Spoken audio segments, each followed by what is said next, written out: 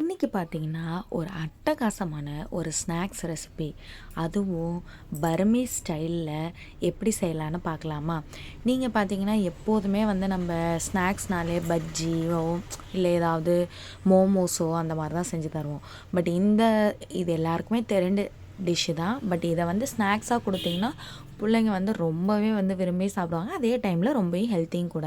எப்படி செய்யலான்னு பார்த்தலாமா? அதுக்கு பார்த்தீங்கன்னா ஒரு 4 முட்டை போல் எடுத்து நல்லா ஃபஸ்ட்டு வந்து பார்த்திங்கன்னா தண்ணி ஊற்றி நல்லா கொதிக்க விட்டுட்டு லைட்டாக உப்பு போட்டுட்டு கல்லுப்பு சேர்த்து கொஞ்சோண்டு வினிகர் ஊற்றி நல்லா கொதிக்க விடுங்க.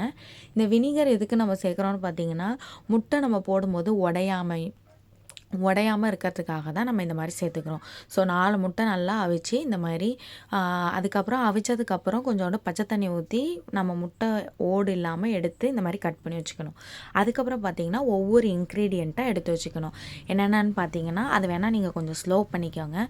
கடலையும் பொட்டுக்கடலையும் அரைச்ச மாவு, வேர்க்கடலையும் பொட்டுக்கடலையும் ஒரு ஸ்பூன் போட்டு அரைச்சி வச்சுருக்க மாவு, அப்புறம் சில்லி ஃப்ளேக்ஸு, வறுத்த வெங்காயம், வறுத்த பூண்டு, அது ரெண்டுத்தோட அந்த பூண்டும் வெங்காயத்தோட எண்ணெய், அதுக்கப்புறம் உப்பு தண்ணி, கொஞ்சோண்டு புளி தண்ணி, அதுக்கப்புறம் கடைசியாக கொத்தமல்லி, கொஞ்சோண்டு நறுக்கின வெங்காயம் மட்டும் தனியாக வச்சுருக்கோம். இப்போ 4 முட்டை இந்த மாதிரி நல்லா கோடு போட்டுக்கோங்க. அதில் பார்த்திங்கன்னா ஒரே ஒரு முட்டை மட்டும் ரொம்ப சாஃப்டாக இருந்ததுனால அப்படியே உடஞ்சிருச்சு. ஸோ ஓகே, வீடியோக்காக நல்லாவே தெரியும் நாங்கள் என்னென்ன ஆட் பண்ணுறோங்கிறதுக்காக அதை அப்படியே விட்டுட்டோம். நீங்கள் பார்த்தீங்கன்னா ஹாஃபாகவே கட் பண்ணிக்கோங்க. இப்போ பார்த்தீங்கன்னா நம்ம எடுத்து வச்சுருக்க வேர்க்கடலை பொட்டுக்கடலை மாவு அரைச்சி வச்சுருக்கோம்ல, 1 ஸ்பூன் வேர்க்கடலை 1 ஸ்பூன் பொட்டுக்கடலை ரெண்டுத்தையும் அரைச்சி எடுத்து வச்சுக்கோங்க.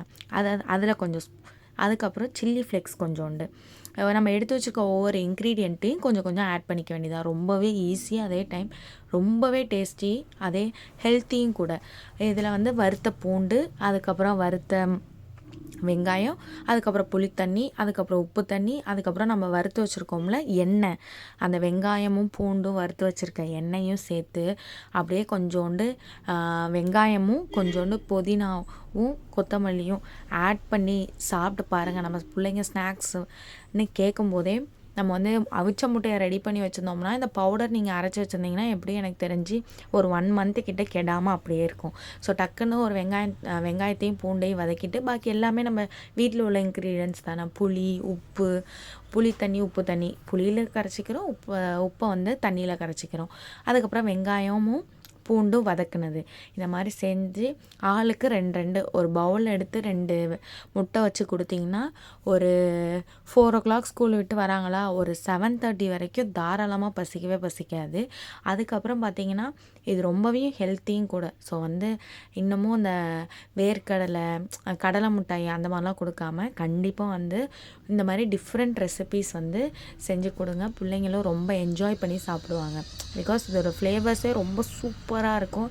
அது நம்ம பூண்டு சேர்க்கறதுனால ஈஸியாகவே முட்டை வந்து டைஜஸ்ட்டும் ஆகிடும்.